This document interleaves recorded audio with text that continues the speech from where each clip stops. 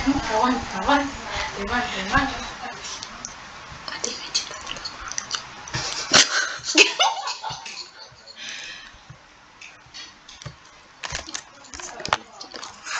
Oke, assalamualaikum warahmatullahi wabarakatuh. Perkenalkan, nama saya Ali Ahmad sebagai moderator.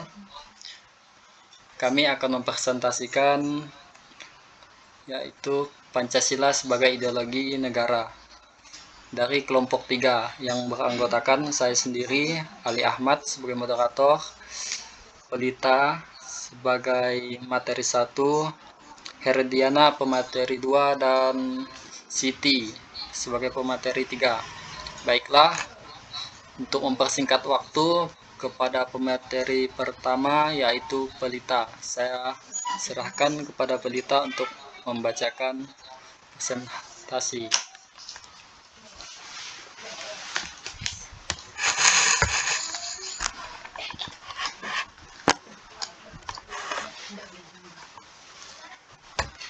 Baik, perkenalkan saya Pelita Saroha Tambunan dengan NIM 3202208020.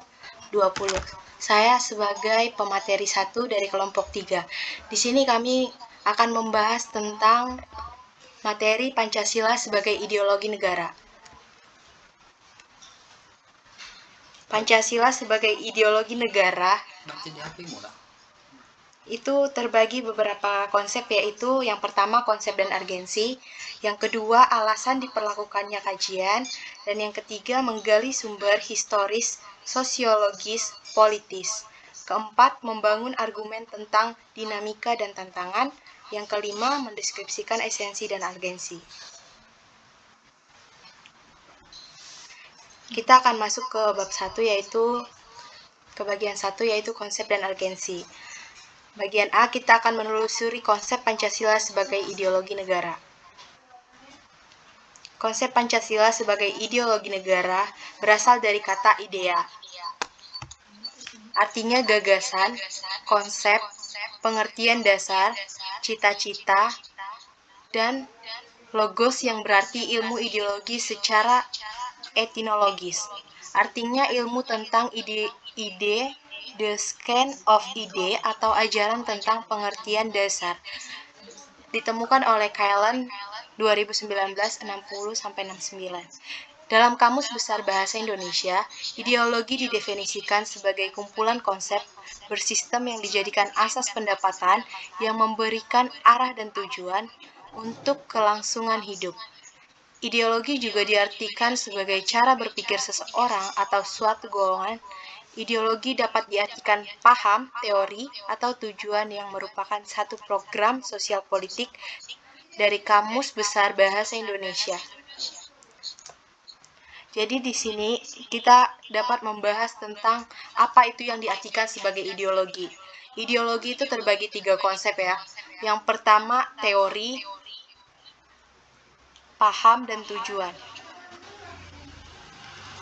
Lanjut ke slide berikutnya, kita akan membahas tentang beberapa tokoh atau pemikir Indonesia yang mendefinisikan ideologi sebagai berikut. Yang pertama dari tokoh Sastra Pratejo 2001,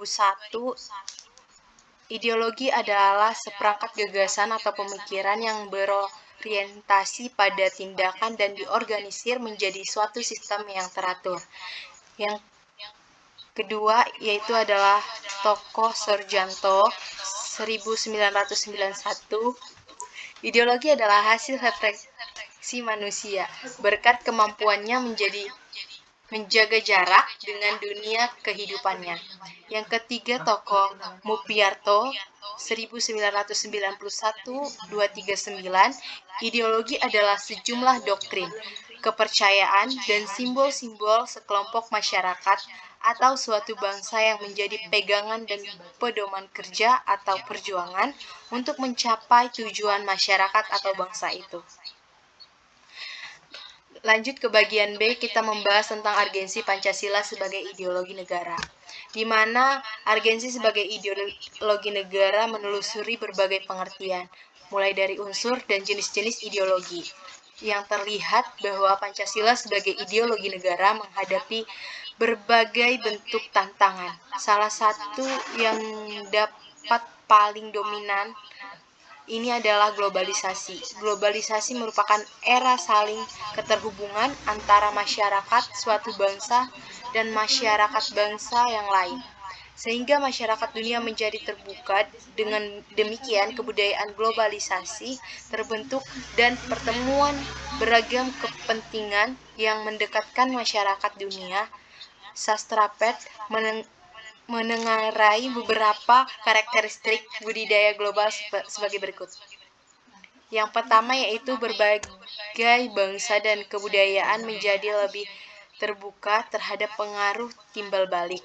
Yang kedua, pengakuan akan identitas dan keanekaragaman masyarakat dalam berbagai kelompok dan peruraian etnis dan religius.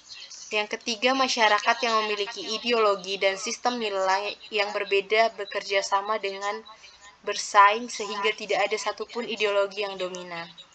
Yang keempat, kebudayaan global merupakan suatu yang khas secara utuh, tetapi tetap bersifat plural dan heterogen. Selanjutnya yang terakhir yaitu nilai-nilai lain Pancasila atau yang disebut HAM.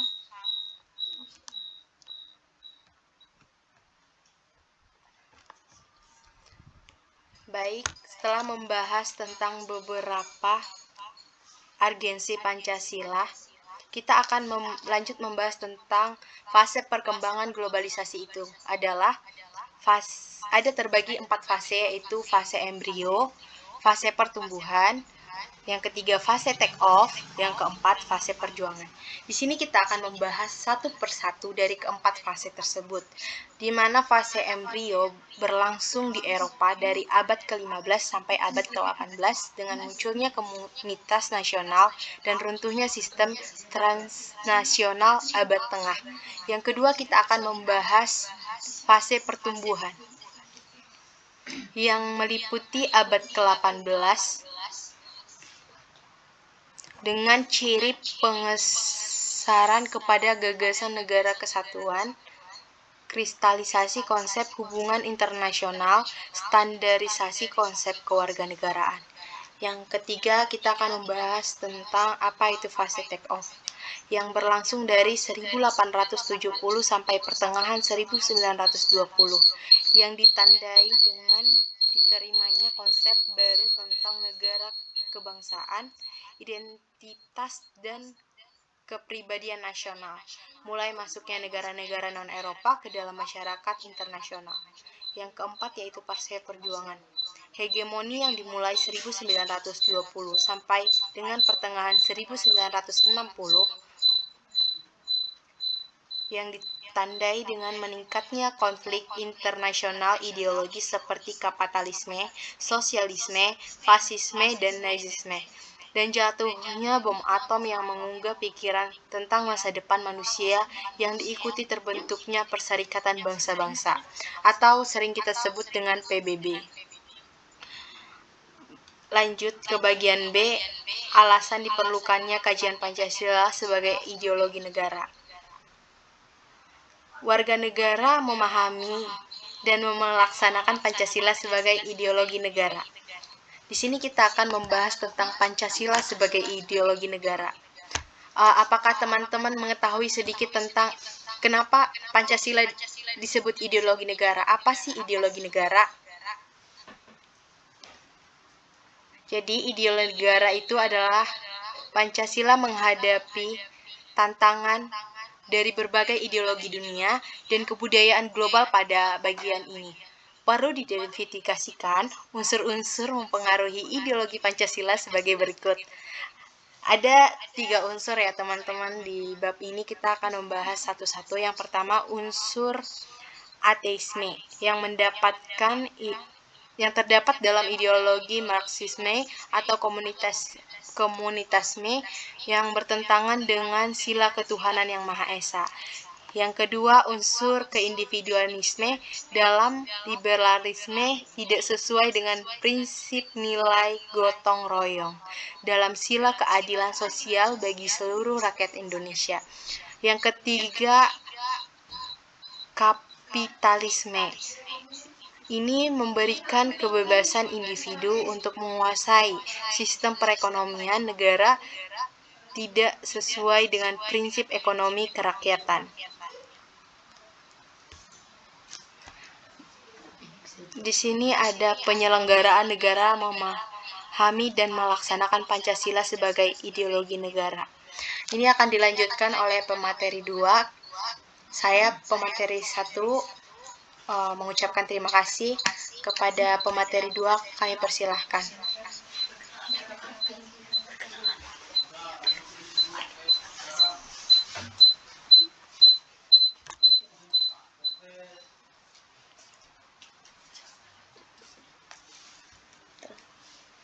Udah bisa buka PPT. Dari sini. Perkenalkan, nama saya Herdiana, saya pemateri 2 dengan NIM 32022080003. Jadi di sini saya akan melanjutkan pemateri 1 yang judulnya tadi penyelenggaraan negara memahami dan melaksanakan Pancasila sebagai ideologi negara. Negara perlu memahami dan melaksanakan Pancasila sebagai ideologi negara secara konsisten.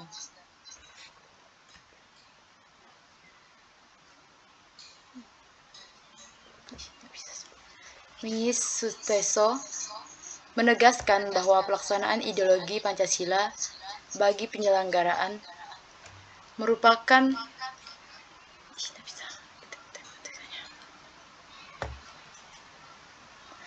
suatu otoritas kehidupan konstitusionalisme. Artinya, ideologi Pancasila dijabarkan ke dalam berbagai peraturan perundang-undangan. Ada beberapa unsur penting dalam kedudukan Pancasila sebagai otoritas kehidupan konstitusionalisme, yaitu kesediaan untuk saling menghargai dalam kekhasan masing-masing.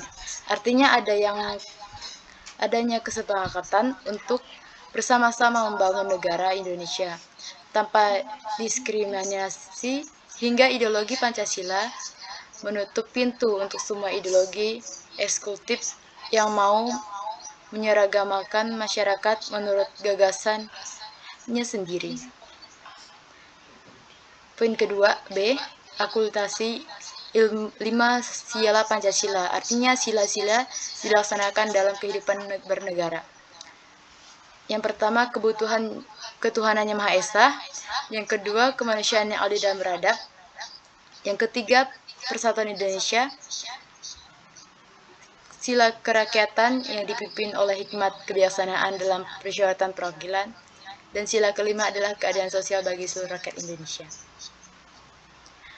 Poin ketiga, menganalisis sumber histori sosiologi politis tentang Pancasila sebagai ideologi negara.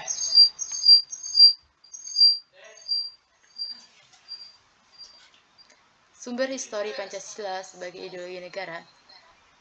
Tidak jelas, sentuh. Tidak kelihatan. Tengoklah petipa-timpa dengan.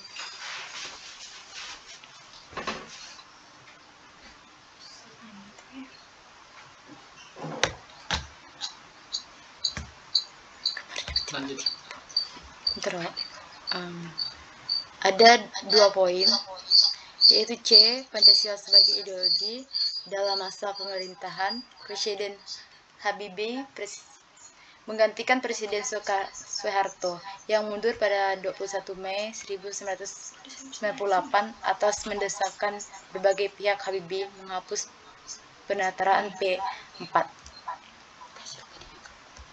Yang kedua, Pancasila sebagai ideologi dalam masa pemerintahan Presiden Abdurrahman Wadin. Pada masa pemerintahan Presiden Abdurrahman Wahid muncul wacana tentang penghapusan tahap nomor MS tentang pelaksanaan PKI dan memperluas ajaran pluralisme. Poin ketiga, Pancasila sebagai ideologi dalam masa pemerintahan Presiden Megawati. Pertama, masa ini Pancasila sebagai ideologi semakin kehilangan formalitasnya dengan disahkan Undang-Undang Nomor 20 tahun 2003 yang tidak mencantumkan pendidikan Pancasila sebagai mata pelajaran wajib dari tingkat sekolah sampai perguruan tinggi. Yang ke F, Pancasila sebagai ideologi masa pemerintahan Presiden Susilo Bambang Yudhoyono atau yang disebut SBY. 17 ya, sampai 17. Iya, sampai 17. Ini udah jelas. Pancasila, perintah SBY yang berlangsung dalam 2 periode dapat dikatakan juga tidak terlalu memperhatikan pentingnya Pancasila sebagai ideologi negara. Hal ini dapat dilihat dari belum adanya upaya untuk membentuk suatu lembaga yang berwenang untuk menjaga dan mengawali Pancasila sebagai dasar negara dan ideologi negara. Sebagaimana diamanahkan oleh Kepres nomor 27 tahun 1999. Suasana politik lebih banyak ditandai dengan peraturan politik untuk memperebutkan kekuasaan atau marah suara sebanyak-banyaknya dalam pemilu. G. Sumber sosiologi Pancasila sebagai ideologi negara.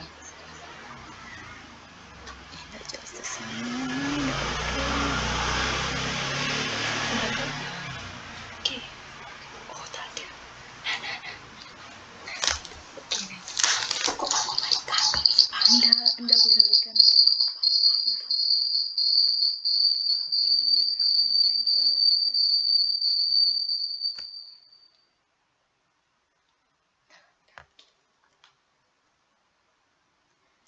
Dalam sidang yang diselenggarakan untuk mempersiapkan Indonesia merdeka, Ratsman meminta kepada anggotanya untuk menentukan dasar negara.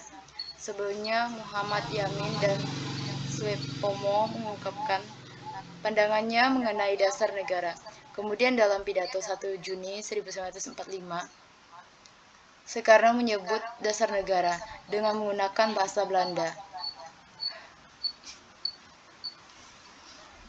Pivosis Gonolis bagi Indonesia Merdeka. Sekian dari saya, pemateri 2, dan akan dilanjutkan pemateri 3. Sakit banget. Tulisannya semua nggak jelas semua. Kau jangan di situ ya, kau berapa kali enggak kau Perkenalkan, nama saya Siti Yuntasari, pemateri 3. D. Membangun argumen tentang dinamika dan tantangan Pancasila sebagai sistem filsafat. Yang pertama, dinamika Pancasila sebagai sistem filsafat. Pancasila sebagai sistem filsafat mengalami dinamika sebagai berikut. Pada era pemerintahan Soekarno, Pancasila sebagai sistem filsafat dikenal dengan istilah Pisovis Groenslek. Gagasan tersebut merupakan perenungan filosofi Soekarno atas rencananya berdirinya negara Indonesia merdeka. Ide tersebut dimaksud sebagai dasar kerohanian bagi penyelenggaraan kehidupan bernegara. Ide tersebut ternyata mendapat sambutan yang positif dari berbagai kalangan, terutama dalam bidang BPUPKI pertama, persisnya pada 1 Juni 1945. Namun ide tentang filosofis Groenslek belum diuraikan secara rinci, lebih merupakan adagium politik untuk menarik perhatian anggota sidang dan bersifat teoritis. Yang kedua, tantangan Pancasila sebagai sistem filsafat. Beberapa bentuk tantangan terhadap Pancasila sebagai sistem filsafat muncul dalam bentuk-bentuk sebagai berikut. Yang pertama, kapitalisme, yaitu aliran yang meyakini bahwa kebebasan individual pemilik modal untuk mengembangkan usahanya dalam rangka rangka meraih keuntungan sebesar-besarnya merupakan upaya untuk menyejahterakan masyarakat. Yang kedua, komunikasi adalah sebuah paham yang muncul sebagai reaksi atas perkembangan kapitalisme sebagai produk masyarakat liberal.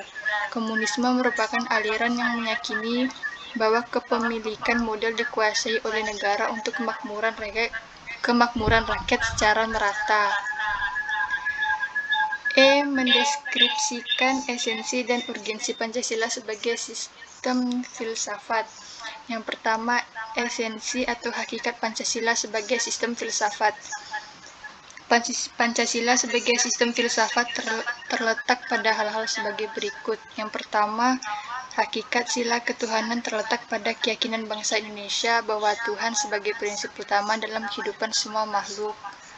Artinya, setiap makhluk hidup, termasuk warga negara, harus memiliki kesadaran yang otonom atau kebebasan dan kemandirian di satu pihak dan berkesadaran sebagai makhluk Tuhan yang Maha Esa yang akan dimintai pertanggungjawaban atas semua tindakan yang dilakukan. Artinya, kebebasan selalu dihadapkan pada tanggung jawab, dan tanggung jawab tertinggi adalah kepada Sang Pencipta. Yang kedua, hakikat sila kemanusiaan adalah manusia monopluralis yang terdiri atas 3 monodualis, yaitu susunan kodrat atau jiwa raga, sifat kodrat atau makhluk individual sosial, kedudukan kodrat atau makhluk pribadi yang otonom, dan makhluk Tuhan atau notonagoro. Yang ketiga, hakikat sila persatuan terkait dengan semangat kebangsaan. Rasa kebangsaan terwujud dalam bentuk cinta tanah air yang dibedakan dalam 3 jenis, yaitu airel, tanah air formal, dan tanah air mental. Tanah airel adalah bumi tempat yang dilahirkan dan dibesarkan, bersuka dan berduka, yang dialami secara fisik sehari-hari. Tanah air formal adalah negara bangsa yang berundang-undang dasar yang ada manusia Indonesia menjadi salah seorang warganya, yang membuat undang-undang, menggariskan hukum dan peraturan, menata, mengatur, dan memberikan hak serta kewajiban, mengesahkan atau membatalkan, memberikan perlindungan dan menghukum, memberikan paspor atau surat pengenal lainnya. Keempat, hakikat sila kerakyatan terletak pada prinsip musyawarah. Artinya, keputusan yang diambil lebih didasarkan atas semangat musyawarah untuk mufakat, bukan membenarkan begitu saja pendapat mayoritas tanpa peduli pendapat minoritas. Kelima, hakikat sila keadilan terwujud dalam 3 aspek, yaitu keadilan distributif, legal, dan komutatif. Keadilan distributif adalah keadilan bersifat membagi dari negara kepada warga negara. Yang kedua, urgensi Pancasila sebagai sistem filsafat. Hal-hal penting yang sangat urgen bagi pengembang Pancasila sebagai sistem filsafat meliputi hal-hal sebagai berikut. Yang pertama, meletakkan Pancasila sebagai sistem filsafat dalam memulihkan harga diri bangsa Indonesia sebagai bangsa yang merdeka dalam politik, yuridis, dan juga merdeka dalam mengemukakan ide-ide pemikirannya untuk kemajuan bangsa baik secara material maupun spiritual.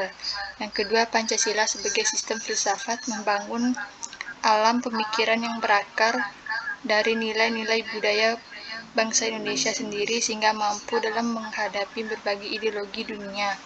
Yang ketiga, Pancasila sebagai sistem filsafat dapat menjadi dasar pijakan untuk menghadapi tantangan globalisasi yang dapat melunturkan semangat kebangsaan dan melemahkan sendi-sendi perekonomian yang berorientasi pada kesejahteraan rakyat banyak. Yang keempat, Pancasila sebagai sistem filsafat dalam menjadi way of life sekaligus way of thinking bahasa Indonesia untuk menjaga keseimbangan dan konsistensi antara tindakan dan pemikiran. Sekian, terima kasih.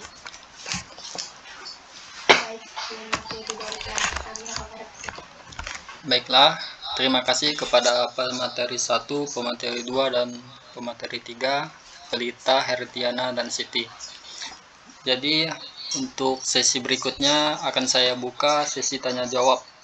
Kepada teman-teman yang ingin bertanya, silakan, akan segera kami tampung pertanyaan-pertanyaan yang ada. Kepada teman-teman dipersilakan.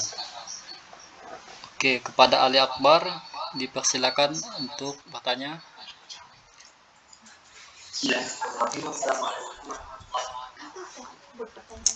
Waalaikumsalam warahmatullahi wabarakatuh. Dicatat.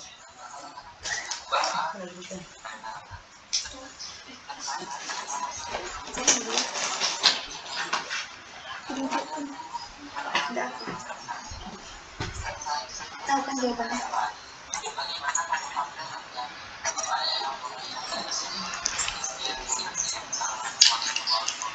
Waalaikumsalam warahmatullahi wabarakatuh. Terima kasih kepada Ali Akbar.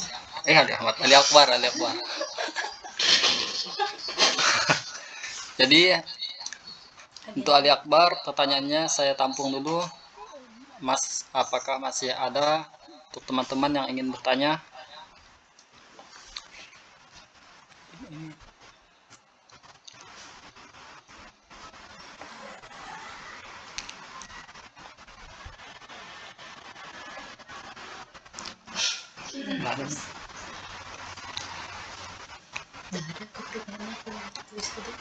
Coba kirim Kenny. Kenapa kok bisa? Ya takut banget. Ya, dia tidak dapat tuh. Dan Aku sih ada tanya. globalisasi.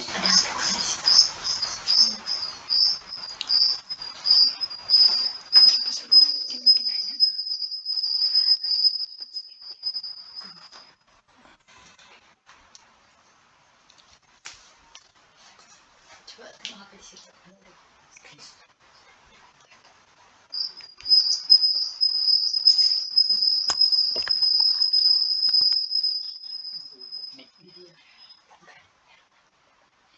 Tidak ada HP-ku.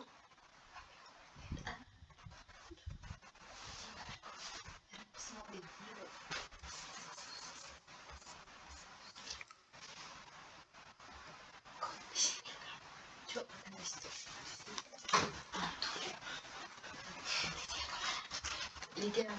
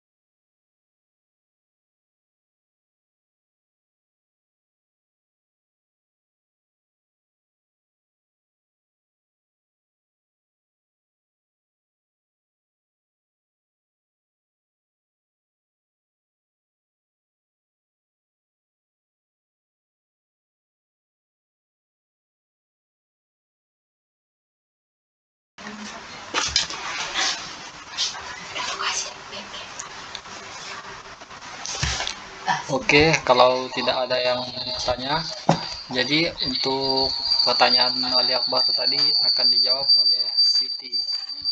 Kepada Siti saya persilakan.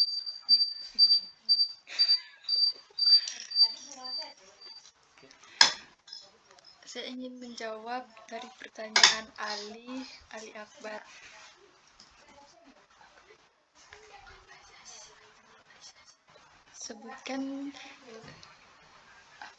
Sebutkan sifat masa di dalam perkembangan globalisasi. Dalam fase perkembangan globalisasi itu terdapat empat fase. Yang pertama, fase embrio yang berlangsung di Eropa dari abad ke-15 sampai abad ke-18 dengan munculnya komunitas nasional dan runtuhnya sistem transnasional abad tengah. Yang kedua, fase pertumbuhan, yaitu meliputi abad ke-18 dengan ciri penggeseran kepada gagasan negara kesatuan, kristalisasi konsep hubungan internasional, standarisasi konsep kewarganegaraan. Yang ketiga, fase take-off yang berlangsung dari 1870 sampai pertengahan 1920 yang ditandai dengan diterimanya konsep baru tentang negara kebangsaan, identitas, dan kepribadian nasional, mulai masuknya negara-negara non-Eropa ke dalam masyarakat internasional. Yang keempat yaitu fase perjuangan. Hegemoni yang dimulai 1920 sampai dengan pertengahan 1960 yang ditandai dengan meningkatnya konflik internasional dan ideologi seperti kapitalisme, sosialisme, fasisme, dan nazisme, dan jatuhnya bom atom yang menggugah pikiran tentang masa depan manusia, yang diikuti terbentuknya Perserikatan Bangsa-Bangsa atau yang disebut PBB. Sekian, terima kasih.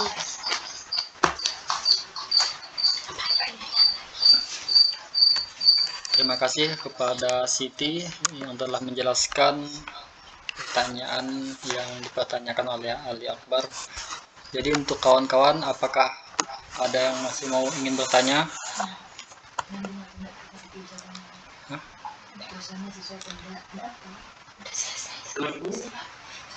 Oke, kepada saudara Ken, dipersilakan.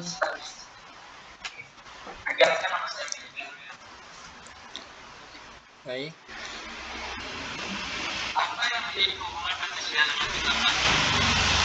Maaf, Ken bisa diulangi?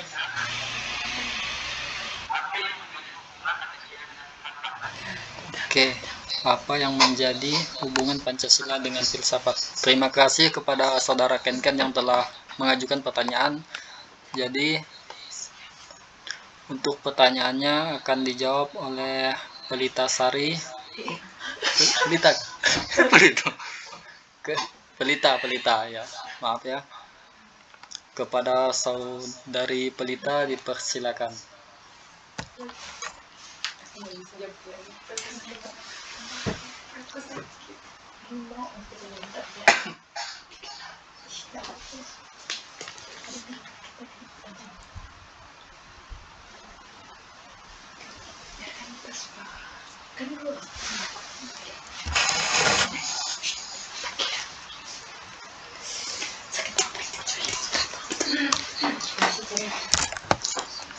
Baik, saya Pelita Saroha Tambunan. Di sini saya akan menjawab pertanyaan dari Ken.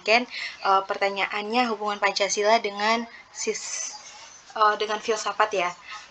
Baik, di sini sudah ada dijelaskan tentang istilah filosofis Kronlek, di mana gagasan tersebut merupakan perenungan dari Pancasila sebagai sistem filsafat. Kenapa Pancasila dihubungkan sebagai sistem filsafat? Itu dikatakan sebagai pemikiran pendiri negara yang dituangkan dalam satu sistem yang merupakan cerminan dari nilai-nilai Pancasila yang saling berhubungan dan digunakan sebagai pedoman ataupun pandangan hidup bangsa dalam berbangsa dan bernegara. Dan banyak yang menjadi pendukung membangun argumen tentang filsafat dengan Pancasila, di mana tantangan Pancasila itu sebagai sistem filsafat. Baik, apakah sudah jelas Ken? Baik, terima kasih. Terima kasih kepada saudari Pelita yang telah menjelaskan pertanyaan yang diberikan oleh saudara Ken. Kepada teman-teman, apakah ada yang ingin bertanya lagi? Sekiranya kalau tidak ada, baiklah, akan kami tutup presentasi pada siang hari ini. Kepada teman-teman yang telah bergabung, terima kasih. Baiklah, saya akhiri. Mohon maaf apabila ada kesalahan dari atau kurang lengkap dari presentasi yang telah disampaikan kelompok 3, kami mohon maaf. Kami ucapkan terima kasih. Wassalamualaikum warahmatullahi wabarakatuh.